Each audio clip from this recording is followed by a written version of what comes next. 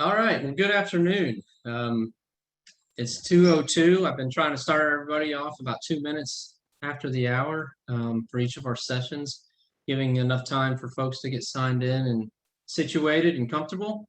We want to welcome, on behalf of the Kentucky Transportation Cabinet, the Kentucky Riverports Highway and Rail Freight Study to the third Kentucky Summit on statewide strategy for Riverport investment. Today, before each session, we've mentioned, some of the controls for Zoom. I think everybody's been able to figure that out by now, so I'll go quickly. There's mute on the left. There's a video function, which we would like you to utilize in this session towards the end when we have our open question and answer and discussion strategy session with Tim Cahill and myself. So turn on your video and have an open discussion with us about strategies moving forward. And then in the middle, there's a chat button. You can certainly put your questions in the chat if you prefer that option. And Haley will help us keep track of that towards the end when we do Q&A. Also, there is the reactions button where you can raise your hand or put an emoji in the chat. And if you need to change your view, there's the view button, which is in the upper corner. This is session 5 of our agenda for the summit. And in this session, we're going to talk more specifically about funding programs, about the Riverport capital improvement needs, and, about some of the strategies that we see, we think that we've seen happen in other states and be successful. And just kind of, start to put some real legs to those strategies. Are these types of things that the Kentucky ports and the state agencies would be able to get behind? I'm Jimmy McDonald. Y'all probably know me by now, either through my port visits or conversations on the phone during this project process, but I'm a senior maritime planner. I have 20 years of experience in the industry. I've worked with seaports and riverports throughout the country, doing master planning, doing strategic plans, doing statewide seaport and waterways plans, and just have enough experience in doing these types of things of setting up funding programs with states that I bring a lot to the table from this specific element for this for today's discussion. And Tim Cahill and I known each other and really engaged throughout this process over the past months, and just wanted to have a conversation with him from the port director's perspective, from a Riverport in Kentucky. We've had other port directors in the state talk and present in other summits and other forums throughout this process, and we just felt it was important that we hear directly from y'all as well. And he's going to help engage that discussion and provide some answers to questions that we as a project team had towards the end. So the overall outline is to talk about state funding programs, give you an update on peer state reviews with a kind of a matrix to look at, just to kind of see what the other states are doing around y'all and other state agencies that are funding maritime programs. We did that in Summit 2. It's not going to be as in-depth. It's just going to be a good look at it and a good update to it. We're going to look at the federal funding programs, as was described in the last session. We're going to look at the port CIPs, and we're going to have a conversation, again, like I said, with Tim Cahill from Paducah, the Kraken Riverport Authority. Wanted to just kind of, joke with everybody a little bit. I mean, we have talked about a rising tide lifts all boats, right? But what does that mean to the individual? I mean, what is, when it comes down to it, are you in a yacht like the SS government here, or are you floating around in a tube, in an inner tube, just trying to keep things afloat? But the idea today is to have that collaborative discussion. How can the ports in Kentucky and the Kentucky state agencies work together to help the overall strategy for investing in these ports and investing in waterway infrastructure within the state. So that being said, talking a little bit about the Kentucky Riverport Improvement Program. Y'all are very familiar with it. The program has been in place for 10 years. It's been a very reliable program to provide about 500,000 annually to the Kentucky Riverports. The program has a 50% local matching requirement. Over the past decade, it's brought 4.9 million to the Riverport projects, with the state match about a minimum. If you look at the 50% requirement, a minimum of 10 million, probably much more than that, since local ports tend to provide a higher amount into their side of the matching equation. But around 10 million in project improvements, so about $1 million a year at minimum. You can see the list of the major allocations across the ports. You see Owensboro had 17 projects at about 1.3 million in funds. Hickman, 14 projects at almost $1 million in funds. Louisville has had about 830,000 funds allocated with 9 projects. Henderson, 7 projects and 660,000 in funds. Eddyville, 13 projects with 560,000. Paducah, 8 projects with 400,000, and Greenup Boyd has had 2 projects about 150,000. And this has been a program, the only program that is specifically funding these port projects, specific for the ports, is what I'm trying to say. So just looking at the projects from a different angle, the projects have provided specific types of funds, to specific types of projects, like was described earlier by Noel. These are, a broader description of the buckets than what Noel was showing for the scenarios, investment scenarios. These are the broader description of projects. Looking at equipment, there's been about 17 equipment projects. So you can see that's the largest funded type of project in the state at 1.4, almost $1.5 million. Highway access projects, and this is specific through KRI. This is not including the highway investment projects that the state has put towards connector roads or roads outside of the port's property. So there's been 20 projects at about $1.4 million. And then you see rail access with 13 projects at almost $1 million, waterfront infrastructure at almost 900,000 with 15 projects. And then there's been some land acquisition, warehousing, and security and technology type projects as well that have been funded through this program. So the program has been good at funding projects, and a number of projects over the years, to the 7 ports and 4 developing ports. Let's just talk a little bit about opportunities and constraints related to the KRI program. Opportunities, it does provide 500,000 in general revenue funds for port-specific development. It has been consistent, not dropping too much below 450,000 in a given year, and I'll talk about why that actually does shift. It provides a decent matching requirements with the 50-50 state and any other public or private funds, meaning you can match federal funds, or you can match local funds or county funds or loans. So it's a pretty good matching program. Constraints. It lacks carryover authority. So, if you don't spend all the funds, the money goes back in the pot. And so it's really critical that, on a given year, that you guys do your best to allocate the funding appropriately and completely as you can. However, carryover authority would be a really good thing to try and get into a legislative change, so that those funds that don't get spent could then impact investment opportunities in the future years, especially that they get put into the most strategic type projects over time.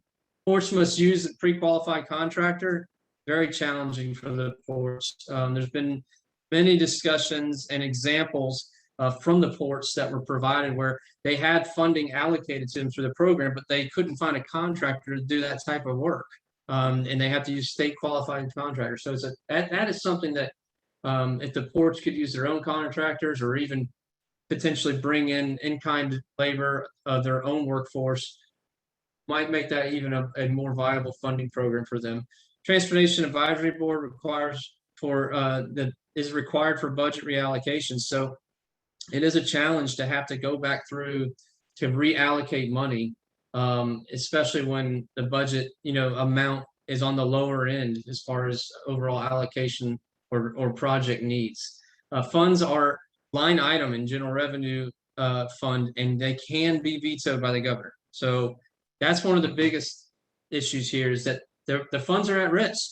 And we saw that at the beginning of 2020 with COVID. Now the funds did get put back to the ports when they realized they had enough money there, but all these general revenue funds are at risk and at the mercy of the governor's will. So they could be taken away in a given allocation year, even as little as they are.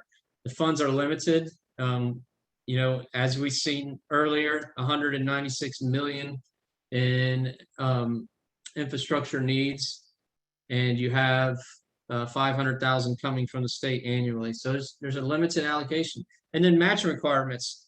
Some states and some programs are providing opportunities for developing port situations, or for ports that provide higher job or return on investment numbers to get a better match scenario, where they can either bring 20% of the match or 30% of the match, versus having to come up with 50-50, allowing them to stretch and allocate those dollars better.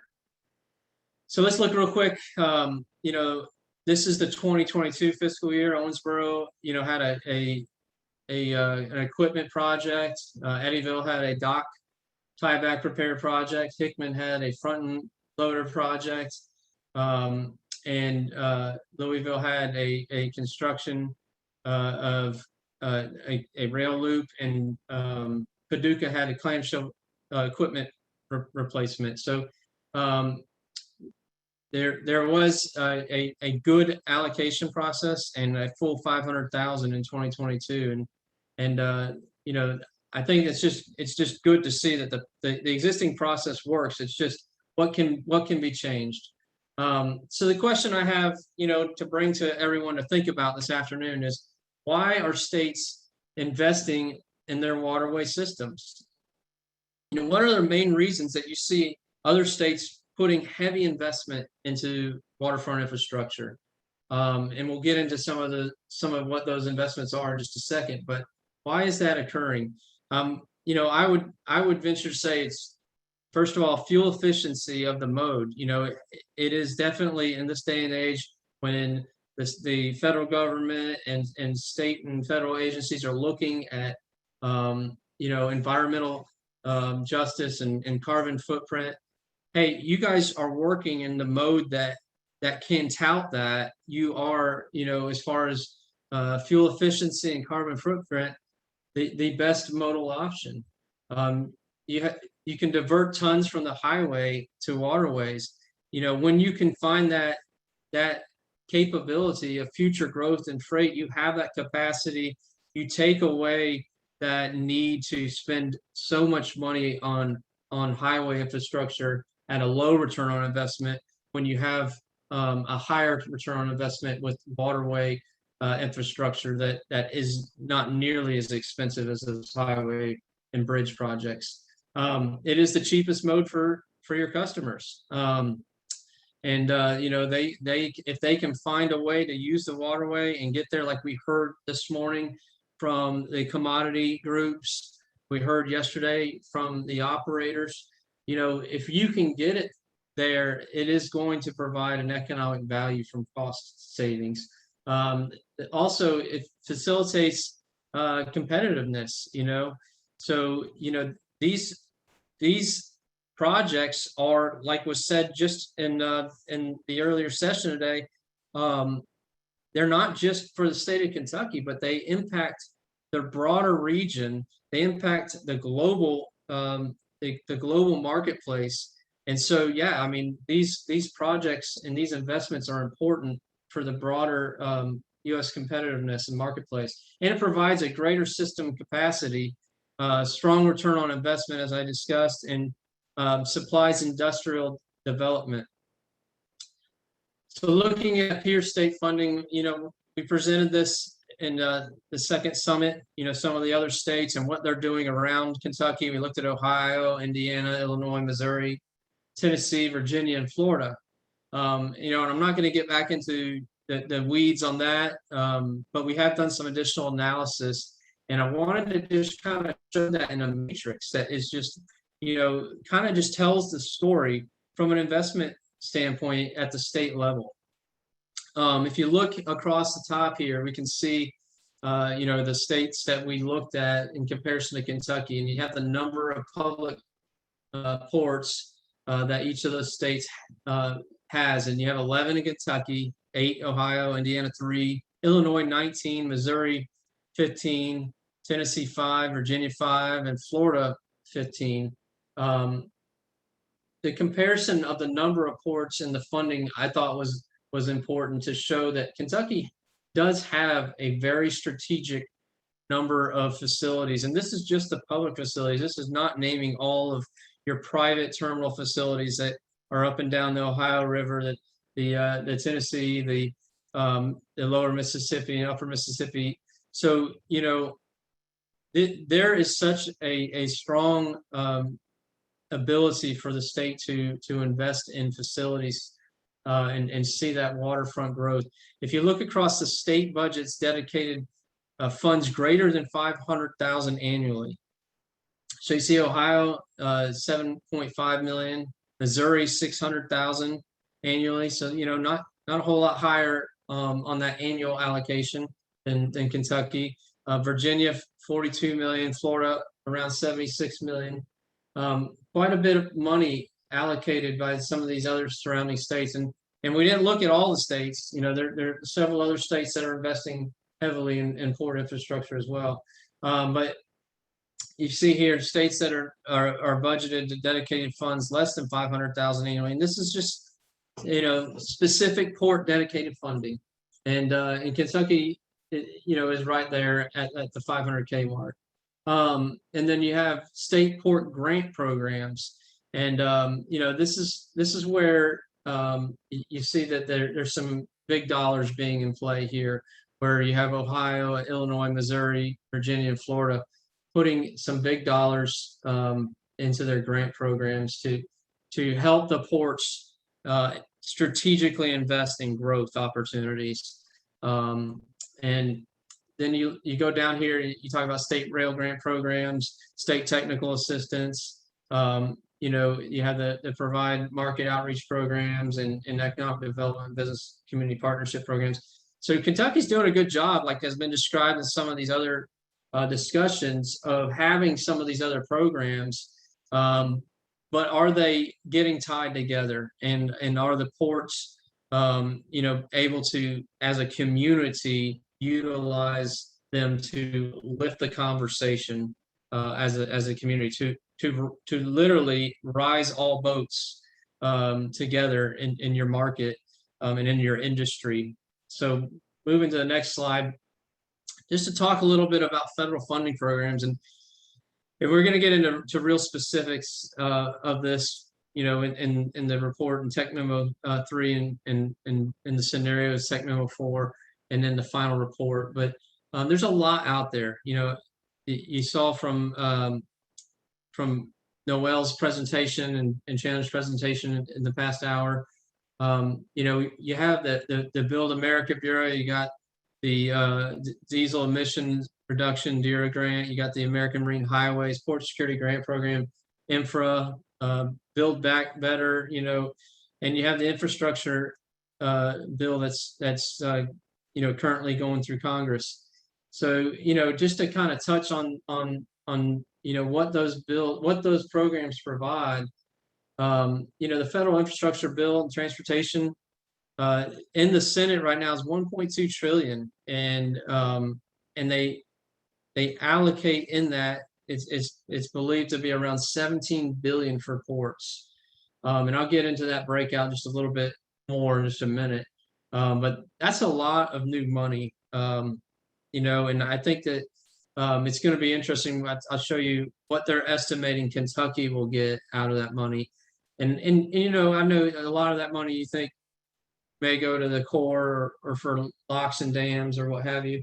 But I think there's going to be enough to, like Noel said earlier, if you just had 1% of all of these programs, it'd be more than enough to meet the need that the ports are claiming on an annual basis. So if you look down, infra grant 906, FEMA port security 100 million, DERA 46 million, FAST Act 2020, and we'll see how that gets funded, but about 4.5 billion.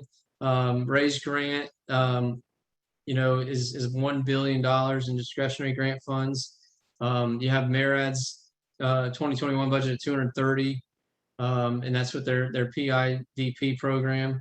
You have the Marine Highway program also. That's $10 million, and that was something that came up at quite a bit of discussion in the last session at the end there, and I appreciated all the discussion that was had on that. But that's I know that's not as much money as you typically see in some of these major federal programs, but it's very specified, and the Kentucky ports are definitely sitting on a major marine highway system, 2 of them. And so I think with your local office sponsor, Chad Dorsey, get into his office, find a way to utilize that program and to utilize that PIDP program as well. And then there's also the FHWA 130 rail crossings program. I know that some of the ports have already utilized some of those funds to improve their crossings at their facilities. And then you have the RRIF rail rehabilitation improvement financing, which is, there's not just make this real clear. There's not just grants to go after here. If you're not successful in getting a grant, there's a lot of very good low interest government loans that provide you long-term opportunities with low interest to help you do some of these strategic developments and finance and fund them. So getting into the real quickly, the $1 trillion infrastructure bill that we all been watching and checking on. It was interesting to find a breakdown from the White House that they estimate by each state based on population that about $6.1 billion should come to transportation infrastructure within the state of Kentucky, and it doesn't stop there. They actually, and you can go to this link. We'll see how it filters out, but they also estimate about $647 million for waterway transportation in Kentucky.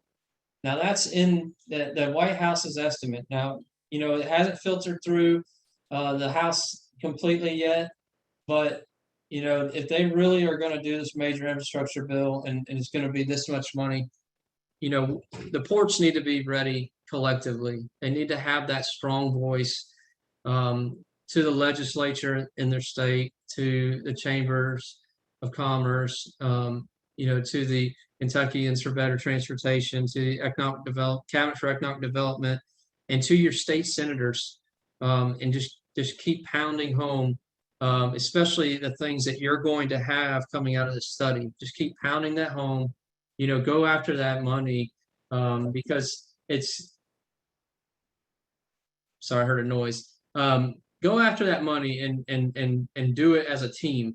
And like I said in the earlier joking slide, rising tide should float all boats. There should be more than enough money here to support strategic investment in the state's river ports. So looking at the 5-year capital improvement program, and we touched on this earlier, but why all this funding talk? Why do we keep talking about funding programs, strategic investments, and how that's going to play out in the end of this project and with the recommendations and scenarios? This is the need. This is the need. And somebody asked the question earlier, this is coming directly from the ports over the next 5 years. This is what they're saying, they need to do to grow their business and to sustain their business and grow their business in the state, and so you can see, I was mentioning other state investment programs. I mentioned what Kentucky's doing, and you can see that there is a real gap, and there is a need for additional dollars of investment, and that is growing in the next 3 years. The need is growing to meet that demand, and the ports, have an opportunity because, just like the industry said, you are strategically located. You are right in the middle of where everything is coming and going, and from a professional standpoint, I see the Gulf just growing leaps and bounds over the next decade, because you're built out on the west, and there's congestion and labor issues, and on the east, you're built around, right? They have trouble expanding and meeting the expansion needs and the cost of infrastructure and deep dredging. So they're going to be at capacity, at some point in the near future as well. And so the Gulf is really that untapped resource, and you're seeing growth in intermodal and in bulk commodities in many of the port markets and states. So continue to look at why all this funding talk in the port capital improvement programs. We talked about it earlier. Some of the major investment over the next couple of years. Equipment is really one of the larger ones. Land acquisition and development. You see that almost over 110 million between those two. Rail access to the port, about 15 million, and then you see warehousing and highway access between the two in the middle there, 30 million, 28 million. Also, just looking at the amount of need in the next 3 years, and then it drops down, and that may grow. Over my years, I've done many 5-year programs with Florida, with other ports, and you see that sometimes it tapers off in those outer years, and a lot of times it's because it's hard in an industry like ports, where customers come and go rapidly as the markets change and shift, either politically or economically, and you have to be quick on your feet in this industry, and you have to be able to shift rapidly to opportunities.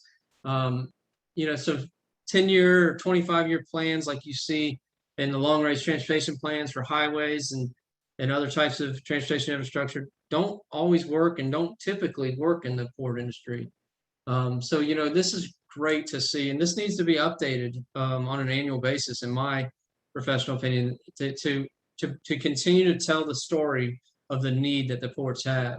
So continue to move forward. Strategies for a collaborative Kentucky Riverports and approaches to investment and economic development. Just wanted to kind of throw some ideas out there for our discussion in a little while, but we'd like to see directly and collectively advocate for the needs across all state public river ports. So as you begin to get the marketing toolkit as that's coming forth, and you'll see some of that tomorrow, as you begin to get some of the findings from the study and the strategies as they take shape and become final, use that as the ports, collectively come together as a team. We understand you compete. We understand that you compete fiercely for market, for products, for customers. Sometimes you're 30 miles apart on the Riverway, and it really doesn't make much difference to a barge company, a shipper, or a commodity whether they go upriver 30 more miles or not. And I know y'all compete for that customer. So that's not what we're talking about here. We're talking about collectively going after these strategic investments, going after the specific technical strategies for investment and improvements of the port.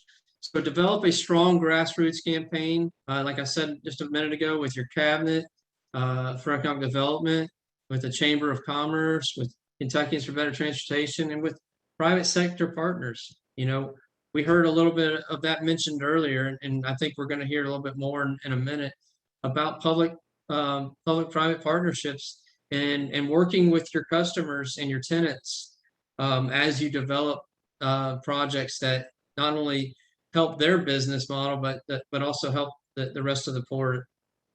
And then also deliver the Riverport message to your state legislatures and to Congress, to your congressmen and women, so that just continue to deliver that message and how important and how strategically located you are, and the need for investment in jobs and infrastructure in the state of Kentucky. So, you know, kind of went over, you know, some of the grant programs, both state and federal. I went over the capital improvement program that the ports have put forward. Discussed a little bit about strategy and how and what that looks like. And, you know, wanted to have a conversation from the ports, you know, and with the ports. Wanted to take a minute and ask some questions of Tim Cahill, who is the Executive Port Director of Paducah-McCracken County Riverport Authority, and just kind of, you know, get his feedback and his thoughts as we, you know, strategized and talked about questions that are important to the industry that he's had experience in and could, you know, help out, you know, some of these concepts and ideas as we begin to wrap up this study in the next month and a half, 2 months. And so want to thank you, Tim, for being part of this discussion. Appreciate your help and support in this project. And just if you don't mind, just give a real brief introduction of yourself to those that may not already know you, that are on this session. Okay, thank you, Jimmy. First of all, congrats to the team on my engagement. Joined here in June a year ago. Started off with Ken, Jimmy. Of course, we have Jeremy from the state that is a great asset, and also my other port directors who've been very forthcoming and helpful. Brian, Greg, and Jamie, who I speak with on occasion as well. And you know, from my standpoint, I come from a commodity management background. I was fortunate enough to do that for a lot of years, and then joined a group called Inscape Shipping Services. Basically, they bought my companies, and we managed commodities around the world. They were a blue water vessel agency company. And I was strictly, I represented, in their words, I represented the charterer.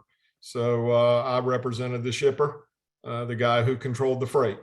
And I think that we heard yesterday, and we've heard today from some of the associations as well, those are the guys that pay the bills. And those are the guys that you know, basically are our business partners. At least that's the way it is in Paducah.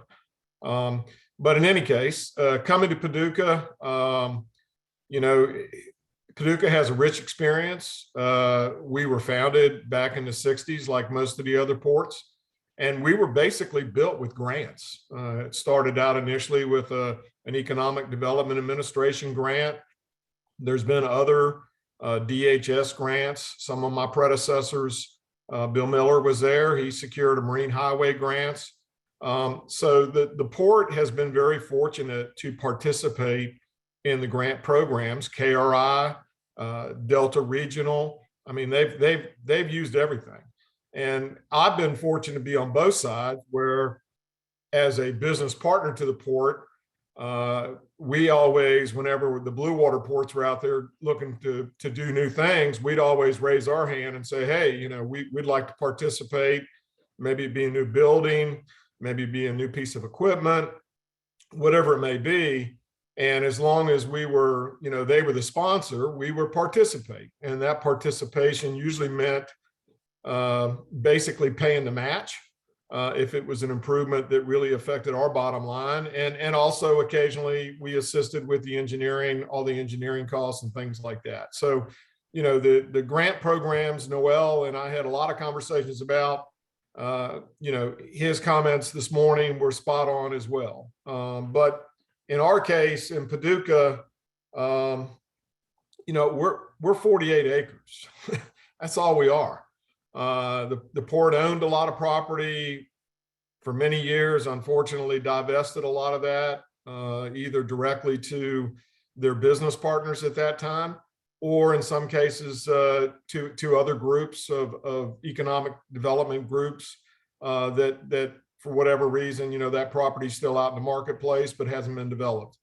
So for us now, you know, I tell Jimmy the same thing, whatever your cards are that you're holding, you know, you try to do the best that you can with the cards that you've got. And so in our particular case, we're a bulk facility. You know, our bulk yard services 30 counties, over 30 counties in 4 states, and it's old. So in our particular case, when I joined, we saw that as the team did a SWOT with our board and others, and our bulk yard is important. You know, from a geographical standpoint, 79 miles is the next closest one. So when you calculate ton miles on trucks, you know, we have a good geographical footprint. So that's the I guess the opening salvo for Paducah. Successful over the years, and still looking for opportunity. Thank you, Tim. I appreciate you know, your introduction, and Tim and I, you know, we spent some time together just discussing some questions that he could answer, you know, from the Riverport's perspective, but also from the, you know, his perspective for the Riverport industry within the state. You know, and just to kind of get some thoughts flowing and ideas and strategies. You know, my first question, Tim, is, you know, what is the #1 challenge for your Riverport in doing economic development, in developing the port and trying to not only keep it going as it is, but to grow it in the future? What is some of the biggest challenge? Well, the first thing is, as I said earlier, 48 acres of property. So we do not have the geographical footprint that, you know, that a number of the other ports have. However, you know, one of the focuses that has been brought up in the last couple sessions, we do though have the right to sponsor. So, you know, even though we may not be the ultimate driver, so to speak, from a standpoint of doing the business, we can actually assist our economic folks in developing opportunities. And I think the key there is, as I have stated, you know, we're owned by the city and the county, the city of Paducah and the county and McCracken County. And the first couple of weeks I was there, the judge asked me, you know, what do you want? What do you think? How do you think you can be successful? And I just said, well, look, you know, with only 48 acres, we're going to maximize our customers that we have. But more importantly, we're going to try to help in any way we can to create opportunity in the county. And if that means directly at the port, that's great. But if it's somewhere else, you know, helping somebody transship something to another location or find another shipper or whatever freight solution, then we did our job as well. So I think all the ports, you know, in my dialogue with Greg and more so probably with Greg in Henderson from the beginning, you know, he's been there a while, kind of like me. He's been around the block, but and Brian as well, because he's got a much larger diversified business. But I think all of us understand that, we do work together, especially when it comes to the KRI grant funding. And I believe even in our engagement, I know that I've called them on numerous things. They've called me on a few things back. And so, that's one way that we all can participate together. Yeah, we may still have a customer that's using us against each other, but we can still work with each other. But I think from a challenge standpoint for us, it is, we do not have the property per se to grow, actually you only have 12 acres left of property that we could even utilize. So Tim, what my next question is, how have you best been able to tackle the issue of project resource availability? And that could be on a spectrum, whether it's equipment or whether it's, workforce. Just kind of elaborate on a couple of those that have been, and not only, how have you tackled that, but what does the future look like? And given some of these strategies that we talked about, and that I kind of presented earlier, and that we've heard from the industry in trying to grow the port and waterway industry in the state. So kind of a twofold, right? Current existing conditions, how have you tackled some of those challenges, and then future wise, what do you see as a good strategy for meeting those challenges as they continue to occur in the future? Well, first thing I'd like to say is Greg kind of hit the nail on the head this morning at the end of the last session when he basically said he's by himself. I have a great workforce. My guys, we have 8 folks that include me. Six of them have all been there probably at least 10 years. And they're basically our operating group. And then we have an admin person. But from our standpoint, when I came into the situation, it doesn't, if you've been in the business a while, it doesn't take a rocket science to take a look at things and see that your equipment is old. At the same time, you look at your customer base and you see that you got some really heavy hitters involved in this. And then when we talked to the other ports, kind of found out where the markets were in certain places, talked to the associations, talk to as many people as I could talk to about Paducah, and not only what we did, but also the other ports.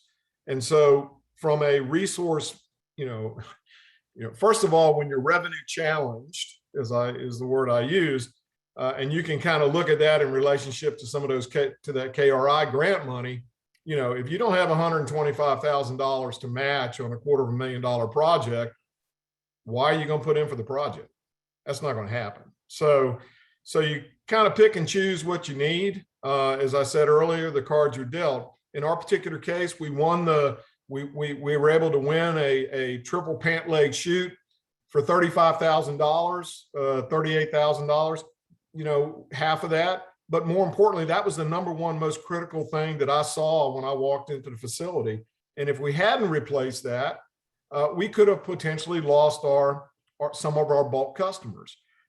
So in looking at the resources, we are revenue challenged. So the only way for us to really look at expanding even within our existing footprint or modernization of equipment is we need help. And unfortunately, the city and the counties have been, they don't have a lot of money sitting around. But luckily this year, they had a little extra money from the COVID funds. And so we did a SWOT analysis with the guys. They did their own. I did mine, 2 other senior guys. We put a plan together after we met. We went to the board. We met with Chad. I talked with Bob Bouchard. I talked to Tim Pickering. I talked to as many people as I could talk to. And we came up with a plan. And the plan was, we have to rebuild the bulk yard. And that's what we did. And so then we went to our customers, and I don't call them customers. I call them our business partners, because every one of them is contributing, some more than others. Some receive a little more benefit than others. But ultimately, we have raised $500,000 towards our $3.8 million grant for the bulk yard. And I'll be frank with you. The first time I talked to the board about it, they thought we'd get $50,000 or some number. And I told them, guys, and ladies and gentlemen, if that's all we're going to get, then we're wasting our time. So from a resource, any port that I've been involved with throughout my life, and we talked about this earlier, we all have wants. I call it the wish list, but I think ultimately it's what we really need today to survive. Yeah, and we talked about that in our time together previously, kind of some of our past experiences and what we've seen. A lot of times when we're talking about these collective, the ports working together, you get beat up and bruised as you go through and try to do things a lot of times, and the message collaboration we're bringing to the table here as a strategy is because I've seen it work, and I think you have as well. And it doesn't have to be a change in governance. The examples we showed you there, only 2 of them had state port authorities that I showed earlier in our matrix. So it doesn't have to be a change in governance structure. You don't have to get more money from the state because you become necessarily a state port authority like in Georgia or Alabama. It can come from other ways of collaboration and strengthening things like your existing KAR program, Kentucky Association of Riverports, or putting some real teeth behind it, from a lobbying or legislative standpoint.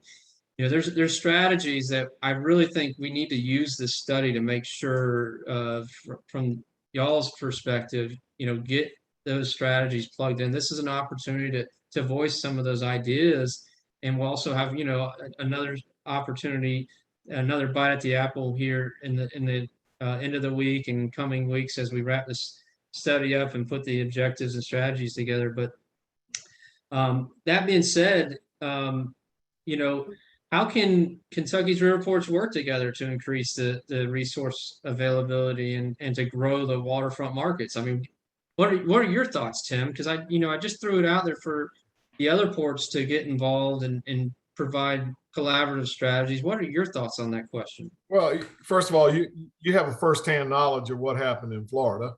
I'm well aware of what's happened in Florida. Of course, I'm sitting in Florida today, so in my home here, but I'm on R&R here. But that started grassroots, I believe. It started out as a kind of like a little bit like Kentucky, and then for a better word, they saw the value. I guess maybe that's the best way to put it. But I think it also took, your dad was involved in that process a long time ago as well. And, it took those guys going to our legislative folks in our region. We can go talk to the feds all we want to, but, it's your district guys, your city guys, your district folks, your state senators, your economic people, in turn, then going to the state. But again, the amount of money that now, what used to flow, and you can give them the number, what used to go to Florida was a joke, and look at what it is today.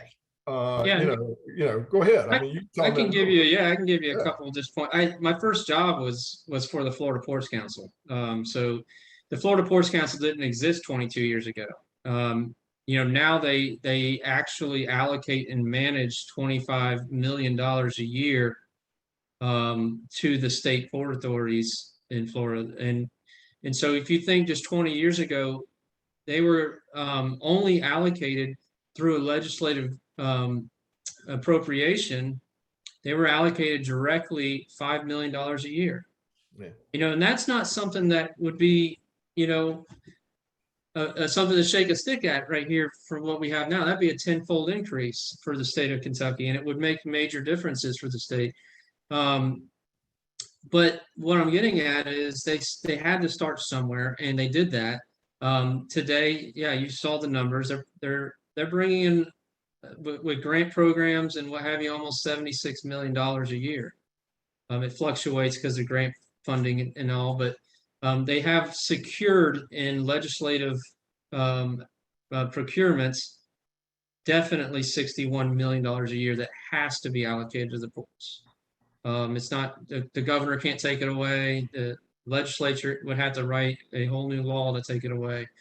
So yeah, I mean, it was a difficult process, a difficult 20 years, but it came with folks like you all coming together and saying something's got to change. We can't keep going at it alone. Because you go at it alone and you get lucky every now and then, but if you go at it together as a team, then you raise the pot, and then you don't have to get lucky. You just have to be planned and ready. And so that was kind of the idea, the concept behind it. And it is a working, it does work. I mean, the numbers show it. The amount of investment that's gone in, well over $1 billion just in the past 10 years of state dollars. So yeah, it can happen, and I know it can. So thank you for asking me about my experience in that. Well, I'm familiar with it, but I mean, but to move forward with Kentucky, we have the Marine Highway Program. Greg brought it up earlier, but again, it's been talked about. Basically, for anybody who doesn't know, just Google Nucor and Marine Highway Program, and you will see what they are doing with those federal funds, which is having an immediate dramatic impact into Kentucky because we're making the steel. So and where that's going to be, how and where that's going to be distributed across the entire country. Then you tie into that. Look what Louisville has done with their rail, and Owensboro. That again is all tied into that distribution of and logistics programs. Unbeknownst to most people, China moves most of their cars from upriver, downriver by barge. So I can tell you right now, it's feasible. It's beyond feasible. It's being done. So, when we look at the tie-in between all of the different ports, we may not all be able to eat from the same piece of fruit, as I say, but there's usually, hopefully, enough fruit for all of us to get a bite of something. So, what may be good for Greg down in Hickman may be great for Henderson. Maybe I'm a little bit too close to him from a standpoint, I'm inside the 90-mile radius. But then again, maybe something that's going to originate in Louisville could make its way down to Paducah for transloading to get a little closer to the end user, to reduce the truck situation, which is a big situation. So there's a lot of different ways to build that connectivity, as I say, between all of us, but at the same time understanding that we all still have a business to run. So I mean, that's here nor there. But I think that the concept of what we've done with this, and again, kudos to Brian and Greg for really pushing for this study. I think they were, along with the cabinet, were the ones that really engaged to get this done. And when I came here, I'll be frank with you, I live in a little condo downtown Paducah, and you got a lot of y'all from the freight study have heard this. I walk up, somebody said to me, well, what are you, you're an older guy, what are you coming to work here for? I said, I'm the port guy. And they go, what port? Where's that at? And I said, down the road, the one with the big blue crane. Oh, we thought that was a construction place. I'm just saying, they didn't know we had a port. So I think, like a lot of places around the world, we're kind of being developed, we're developing, the reputation is coming. I mean, the aluminum folks, that business is going to pick up with what happened in Jamaica with the fire. And again, I've been involved in that business in other places in the world. And I want to just reiterate one thing that we talked about, carbon tax credits and carbon credits. I come from the coal business. That's where I first started handling coal a long time ago. But my company that I went to work for, took my entities to, we had 3 entities that did nothing but capture empty containers and trade carbon credits. Okay. And so anybody who thinks that it's not going to be here, as Mike said this morning, it was 10 years ago, 15 years ago, I was in those same meetings. And believe me, once that starts, because it's already started with power plant closures. Once that continues on, that's going to be another opportunity that we have to look at. And as long as you embrace that, then we have an opportunity. So, you mentioned yesterday in our discussion too, along the lines of, what can the Kentucky Riverports continue to do? You mentioned, work on finding a way to improve matching requirements could be an easy new win. Finding a way to help the ports as they're trying to get traction and get things going. Because you mentioned your example earlier is a perfect example of how difficult it is to come up with a 50-50 match even sometimes for even $100,000 project or what have you to keep things rolling. And another thing you mentioned was continuing the Riverports to continue these types of industry forums.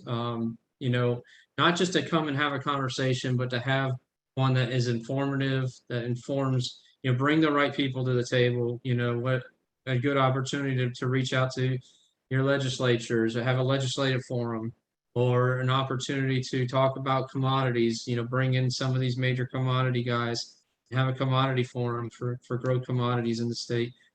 Ideas like that I thought was really good that you mentioned.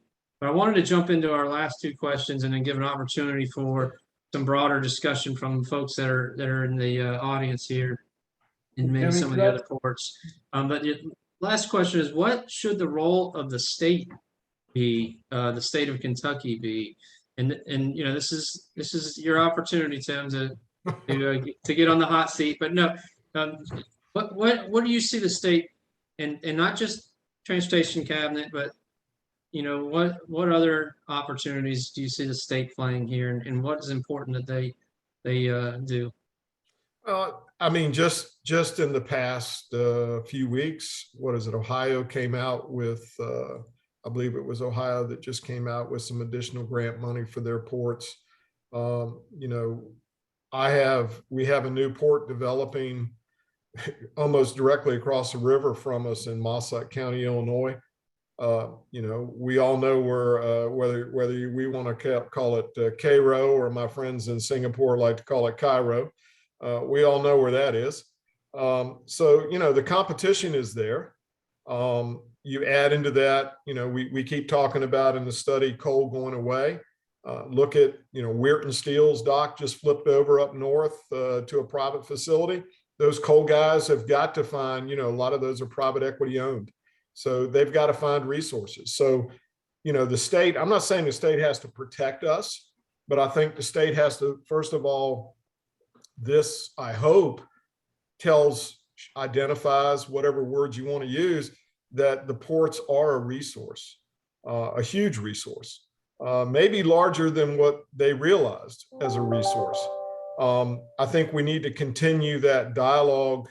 And as you said, every opportunity that the port directors, the economic folks, and the shippers, remember, as we found when we did our PIDP, our customers had a lot of long reaches politically across 4 states. So when we reached out for letters of support, I may have sent off the initial request and didn't hear back, but then one of my customers would call and say, well, who did you hear from, and X, Y, or Z? And I said, well, haven't heard anything. And then 2 days later, a letter of support shows up from a congressman, you know what I'm saying, or a federal, U.S. congressman, and also from the 4 regional representatives and 2 senators. So, utilize all of our resources and try to get the state to better understand, what an asset we are.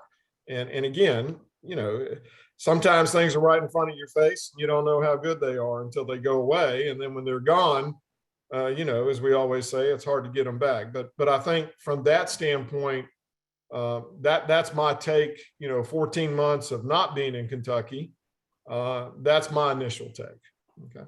Yeah, that you make a really good point. Leveraging all of your resources, including your customer. I mean, I'm sure there's many customers, tenants that are operating at multiple ports in the state, or what have you, utilizing them as well. These are a lot of these are major companies or major agricultural providers, utilizing them to open those doors to get the conversation going. But like we said, having a collaborative conversation, like the market resources that you're going to see tomorrow, that you can go to and sit down and say, here, this is what we're doing here, and we'd love to get some support. I think that's, you're heading in the right direction with that. So go One ahead. last thing, I think when you talked about getting the word out, I think it's also falls, on us some too, the port directors, but I think on the economic development folks, they hold a lot of meetings and they hold a lot of conferences, and I have been a conference person my whole life. I started doing it a long time ago. I see the value. I always had a joke that if I was sitting in Norfolk or down in Tampa or wherever we were, not very often did I ever have a guy come up and knock on my door and said, "Hey man, I want to work with you. You're the greatest guy ever." Usually you met them or you engaged with them or however at a conference or an event. And I think one of the things this particular, changed the focus of the freight study to maybe be some sort of annual conference, including the shippers. You've had the associations, the end users on here today. You've got analysis folks tomorrow. You put all that together, like you said, you throw a legislative couple sessions in there. I was just down at the 10-Tom. They did a very good job where they had the federal stakeholders there, Coast Guard and USAC, who we all deal with on a day-to-day basis. So I think the opportunity to turn this into something that the port shines a very positive spotlight on the port on an annual basis, or even a biannual basis, whatever, but something that, we all volunteer to sit on a panel or try to get our customers involved or USAC or whoever. So I think from an engagement standpoint, for me anyway, being new, this was a godsend because I met a lot of guys and folks that I would have never met, especially with COVID. So from that standpoint, then you got IHS and Ken. He always likes hosting panels and all that good stuff, and he's very good at it. So, I think the avenue is there. It's just a matter now of us, capitalizing and continuing to push, I guess is a better way. Sure. Yeah, and then you'd also mentioned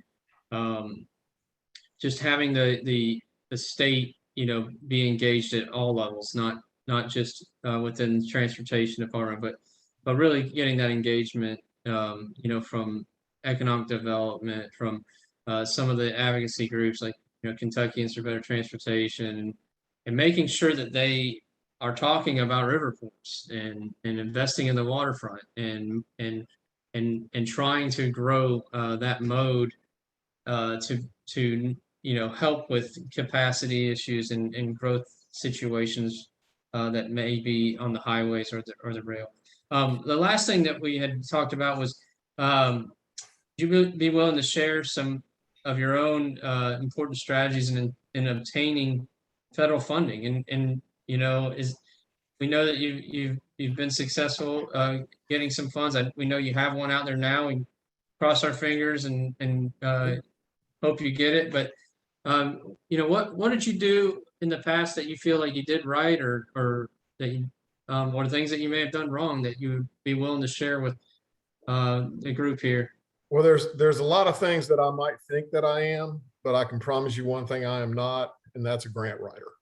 I'm gonna tell you right now, the project that we just completed and submitted on July 28th, my board, after listening to me speak and present prior, I think they understood as well.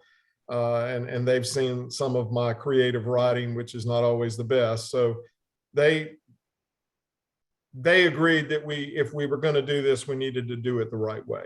And that was the number one priority for me, was to make sure that we went into the game with an opportunity to win. And you got to understand it's a game, and you got to understand that you got to try to win it. It's not something that's assured. even if you meet the criteria, all the criteria. And again, the grant writers for us, they helped us with a lot of things. We thought we were in trouble on a few items, and lo and behold, we ticked those boxes. Man, we knocked it out of the park on the rural side, and which reduced our match dramatically from 20% to 10. So instead of being 10% deficient, we ended up going in at 13.2%. So we're actually positive on the grant on the match side. So all the things that that they brought to the table, and there's a lot of companies out there that do that. We went with a local group. Baker Farmer Workman helped us a lot, and they brought in some real pros. And Dr. Ann Schneider and Jeannie Beckett brought different analysis, different ideas, and I give them a plug because, guys, they really did a great job for us and positioned us in the right place. It doesn't mean we're going to get it, but I think we're positioned. But earlier we showed all this other money that's coming out. It's there. It's there. All you have to do is look back into the old information and like Chad and Bob Bouchard and Tim Pickering and the guys at Marad, you pick the phone up, you engage, you talk to them. And I'm not saying they help you in any way secure anything, but to bounce ideas off of them, like I had to do that, we had one rubber tire equipment. The PIDP does not cover rubber tire equipment, but our radial stackers have tires on them. And so we didn't want to be disqualified from having what somebody could deem rubber tire equipment. So we actually went through that process beforehand to make sure that we qualified for that. And so when you look at, Noel talked about it this morning, Google maritime infrastructure grants. That's all you got to Google. And all that stuff, there's 75 programs in that booklet that was last issued, I think, back in 2019.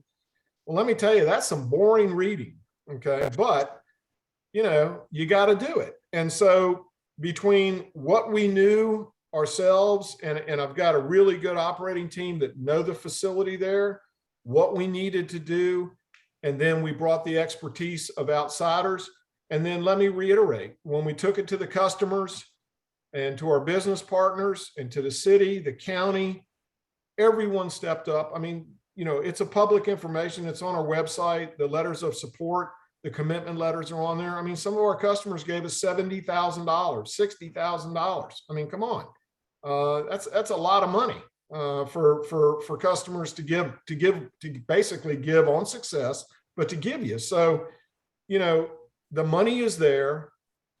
If you have the need, you've got to identify the opportunity. And then, in our particular case, there was no other way that we were ever going to pay for new stackers. It wasn't going to happen. It just isn't there. It's that simple. Well, Tim, I really appreciate you giving your perspective. Very interesting and insightful. We do see the challenges that investment and growth in the port industry brings to everybody who's on this call. I mean, that's why so many people are participating in these summits, because it is a challenge. And I think all of us do care about the work we do. We do care about the industries that we support and the businesses that we support. And we want to find solutions. We want to find strategies. And I think that, like you said, it's out there. There's opportunity out there from funding sources. It looks like it's going to grow even more.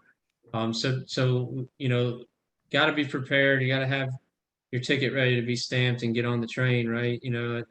My son loves the Polar Express. So you got to, the biggest mistake you could ever make is not to get on the train, I think he says, right? In your case, the biggest mistake is to not get on the barge, not to get on and grow your industry and just, Mr. Miller said it right to me the other day. We're out here swinging for the fences, and I know you all are working very hard. And so I want to open it up. We have about 10 minutes, 20 minutes remaining, or 18, I guess now. want to open it up to folks if they have some questions for the group. Please we want to just have a conversation. So, you know, if you want to put it in the chat, feel free to type it up. But if you want to just ask a question from, you know, my perspective and experience, or from Tim's, which is you know, a lot better and deeper than mine. He's got more white hairs in his beard than I do.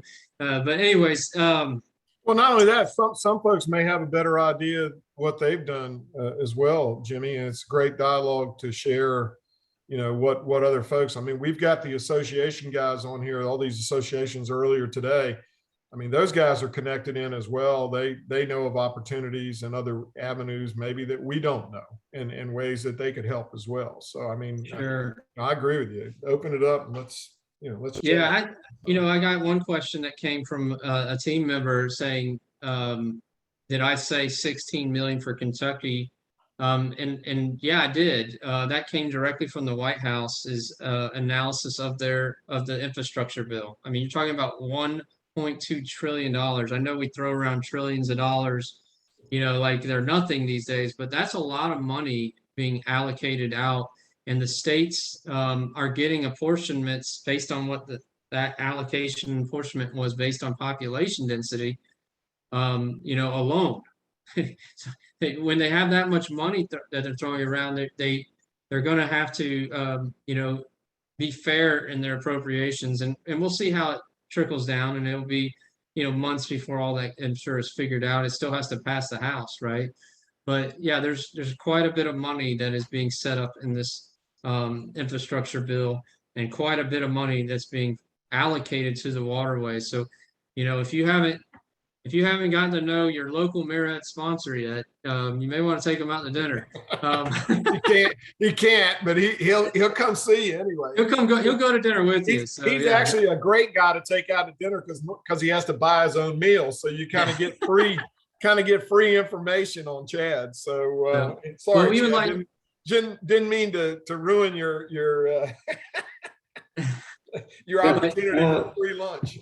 Yeah, I'm happy to meet with any stakeholders at any point to discuss potential programming through Marriott, or, you know, we also have access to other agencies as well. We can find information, but certainly happy to meet anyone for dinner or lunch. I do pay for myself, obviously, being that I work for the federal government, but my main job is an educator, and I'm here for the stakeholders who want to learn more about the Maritime Administration and the programming. So by all means, reach out to me. My office is located right in Paducah, downtown in the Chamber building.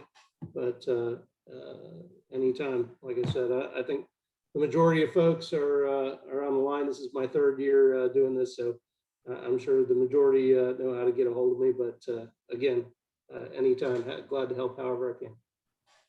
Thank you, Chad. Appreciate that. And any other comments or questions? I got one in the chat I'll read, but if anybody wants to turn on their mic and ask a question, or just give your own strategy, like Tim mentioned, give your own thoughts on what the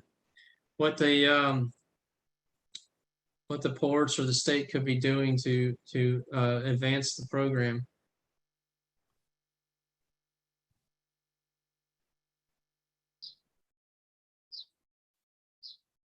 Question, okay? Yeah, sure. How many? Go ahead. Yeah, it's Rich Toma. How many products manufactured in Kentucky are exported or acquired by Canada or Mexico? That's a good question. I don't think I can answer that one right now, but we could definitely. Rich. Thanks for throwing us a curveball, man. Yeah, right. I could definitely ask some of our partners if we can, you know, find that out, either through looking at the FAF data, or I don't think Transearch looks at international trade with Mexico and Canada, but I know Piers does. So, you know, if any of y'all have access to Piers, that'd be a good way to find out that answer. Well, let me give you a number. Walmart Mexico does $32 billion a year in consumer goods sales. That's a lot of money.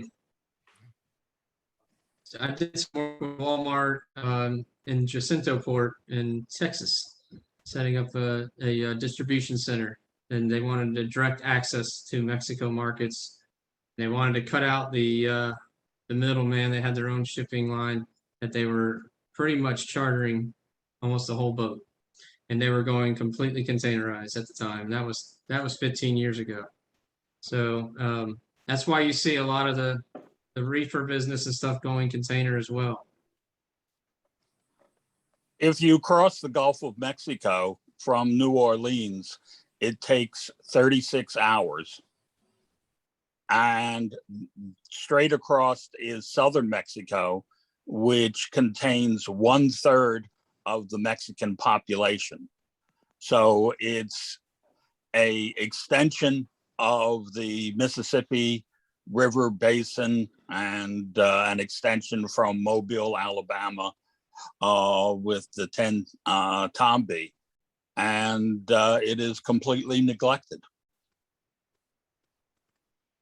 Thank you, Rich. So y'all hear his thoughts and strategies. Definitely to connect up the international markets with the Riverport markets and see where those opportunities may exist. I got another question also from Scott Thompson, and he wanted me just to make sure to let y'all know that some of the ports that we were describing in those state by state examples were blue water ports, seaports, and that's that was on purpose.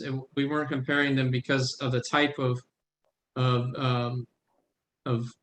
maritime market that they serve. It was more the comparison of the state program and how that developed over time. So that was the reasoning, Scott, that we picked those 2 extra ports up and not just did all river ports. It was because of the programs that they put in place to support the waterfront infrastructure through the state and through adjacent supporting councils and agencies. So also remember that I believe it's Virginia, North Carolina, South Carolina, and Georgia now are either have operating or building out inland ports to accommodate moving the containers off the dock, so to speak. I know Bill Miller, I believe, used to work with VPA in that capacity. Maybe I'll speak to it more, but they've all seen huge progress moving stuff away from the coast to get it out of the way, because again, limited waterfront property from that standpoint. Yeah. Georgia's doing a major one that's not too far, right in y'all's backyard. Up into northwest Georgia. They actually call it a port authority. It's one of their state ports. They invested, I believe it's $40 million in the development, and it's only 40 acres. So I know, Tim, earlier you were saying you only had a little bit of footprint, but there's ways to stuff a lot of stuff into a little area, and they're estimating 200,000 containers in the first year to go through there. So and it will probably go way up, and they're looking for other places, other opportunities. So you're right. Craig, you had turned on your screen. Did you have a comment or question? I didn't know if you were. Well, I just, first of all, Tim, certainly do appreciate you participating and giving your insights. And I wanted to share that with you. It's been really good to get to know you and gain your insights and some of your experiences. Going back to the earlier question that I had for the aluminum folks, this issue, you talked a little bit about your experience in carbon reduction and carbon trade and what you saw in Europe. We're starting to see some inklings of that even here in Henderson with a customer of ours. And my question is in essence, can you explain to us or kind of give us a nutshell how that works and how how a model might be set up in the United States, and what are manufacturers at the end of the day, what are they looking to try to achieve, and where do Riverports fit into that as an opportunity?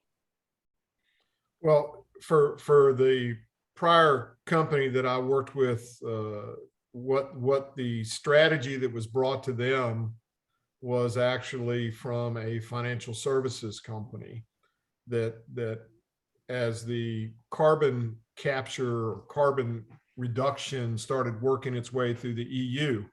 And again,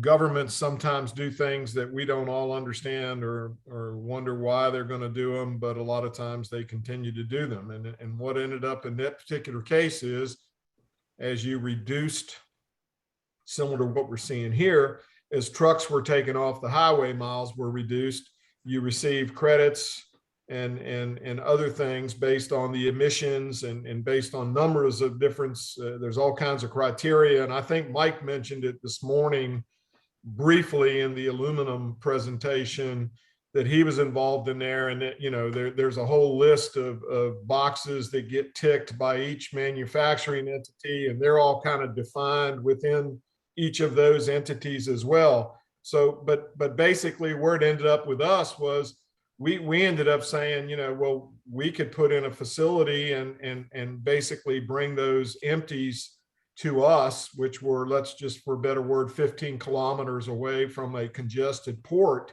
But more importantly, they didn't have to go through town. So we took them off before they ever got into the city proper limits. And therefore that reduced those trucks from the highway system and going into the port. And if you've ever been in some of the either developing countries or even some of the Scandinavian countries where the roads are real narrow, so, you know, you start dumping trucks into some of those places and, you know, there's just not a lot of room. So what the strategy ended up being was that we ended up, you know, collecting carbon credits for all the work that we were doing. And then with this financial partner, they basically sold them for us, and we kind of we split the profits. And so when you look at, you know, as I always say, there's always going to be somebody to find a way to create an opportunity out of something that somebody else is going to see as a liability. And in this particular case, you know, this has been going on since what, 2008, 2010, something like that. I mean, it's been going on for a long time, and it continues to evolve to the point now that the blue water vessels are in the same situation, you know, that they're doing the same thing. So yeah.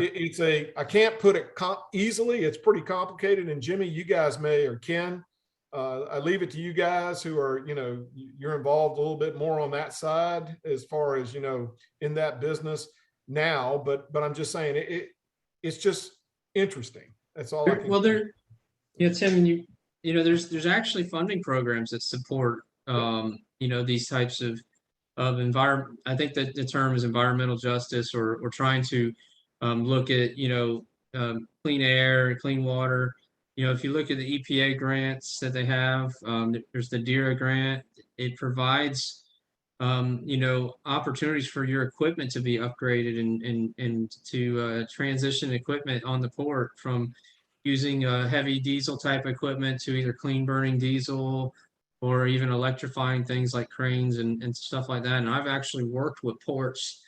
Like Port Panama City is a good example where we electrified their harbor cranes through using that grant program. And it provided them a more efficient, quieter, cleaner, and had cost savings in the end because of the grant program. They had cost savings in utilities and the use of the fuels over time. But it made the program more efficient for them, and it was a good process. But, you know, on top of that, a lot of these grant applications are looking for how are you considering environment and considering the impacts of the environment and how you improve that in your application process. And I think that's going to be, with the current administration, it's going to be an area that raises to the top and will be a focus criteria.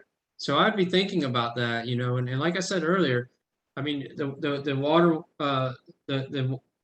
the Waterways Council provides a great resource, and even on the Kentucky Cabinet's Riverport website provides good information already showing that the ports are environmentally friendly. But how do you do that in your new projects and in your expansion? How do you even become more green as you focus on the development of your projects? So we as part of our PIDP, again, our consultants did an excellent job because there is very clear criteria. As you said, it's diversity, environmental, there's all kinds of different keywords that you have to meet. But we are also replacing electric with electric, but more modern electric. So we're actually from the potential, we went out to numerous suppliers to try to just build our model. And most of those have provided us data that we will save at least 10% because of newer equipment compared to 1972 motors, 66, whatever it may be. In addition to that, you know, we also looked at additional truck scale to reduce our dwell times. You know, when we're doing projects, 4,000 trucks a month, we've got trucks sitting everywhere. So to put that extra scale in reduces the dwell time, which in turn reduces the amount of, you know, the time that he's burning fuel. So, I mean, again, those are the things that go into the grant writing process, guys and folks, that, you know, like I said, I may know how to move a truck, but I'm not coming up with that type of information. But those that's are the where nuggets. they add value. Okay. Yeah, those are the nuggets, and you're right. Just reaching out to professionals for those types of help it will, in the end, it will carry its weight. And so I got to wrap it up. We're at the end of our time. I really want to thank Tim. More than I can say, I appreciate your involvement here. I appreciate your perspective. I also appreciate the other port directors and stakeholders that have chimed in. We're at the end of the second day. We have 2 more programs tomorrow.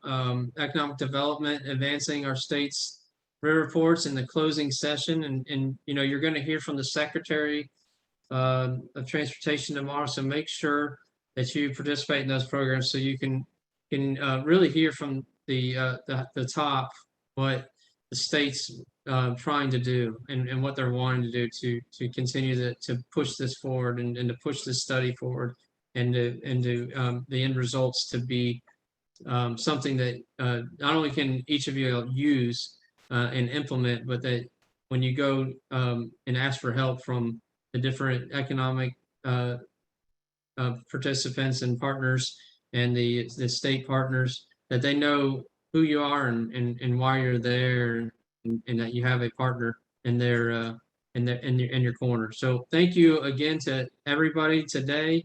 I want to also just special thanks to Rebecca Thompson with QK4, Haley Taylor with Razor, and also he got his name thrown out there a couple of times already today. So Ken Erickson with IHS Market.